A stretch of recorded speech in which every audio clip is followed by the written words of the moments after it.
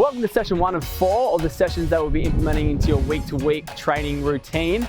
This one is speed. That's our focus. We wanted to improve your high-end speed, become as efficient as possible, increase your cadence, get accustomed to running at the top end of your ability. Now, of course, we want to be able to run as fast as possible for as long as possible, but we're going to be focusing on short, sharp intervals in this session. So we're going to be running beyond your race pace. So you have a particular pace that you expect to achieve during your event. These sessions, we're going to be running at a faster pace than that because it's only short and sharp. We want to teach the body, let's run in overdrive here. We'll overload our system and then we'll have a short, sharp recovery and continue to increase. And we'll get all these positive adaptations so that when we get to the starting line, you'll be prepared to run faster than ever before. Now, it's important to understand your pace. How fast can you travel or run during a kilometer or a mile? What kind of pace you want to be holding for your future event? Now, if you don't have any data to go off from previous races to see what time you had and what pace you held, then I encourage you to test yourself with a 5 or 10K time trial.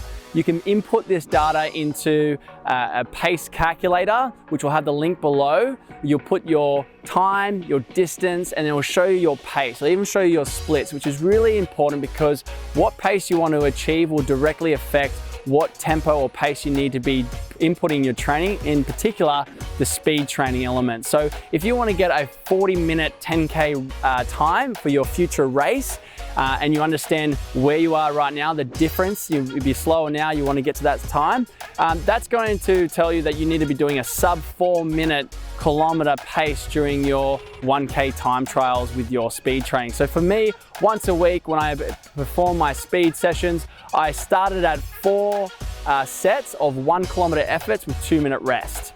Now those 1 kilometer efforts, I was going for sub 4 minutes. I was able to hold sub 4 minutes with a 2 minutes recovery. I was building my endurance at that speed. I was really training my anaerobic threshold. So able to push that threshold further and further so I could actually perform faster for longer.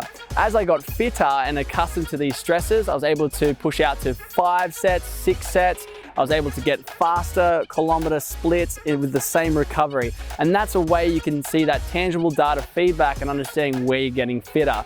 So whether you've got some wearable technology like a watch, where you just got a simple stopwatch that can track you from GPS, I just use a simple field like so. I measured how far is a kilometer, I race that, I recover, I repeat, I go week in, week out, and you'll see the performance difference. So try to find somewhere that's smooth and flat and keep your training consistent. Don't burn yourself out too much where you need more than 2 minutes. So that's where some people, besides having a pace as an indicator of how fast you should be going, also as your body. It's going to be initially hard, and even as you get fitter, it still gets harder because you can put more intensity.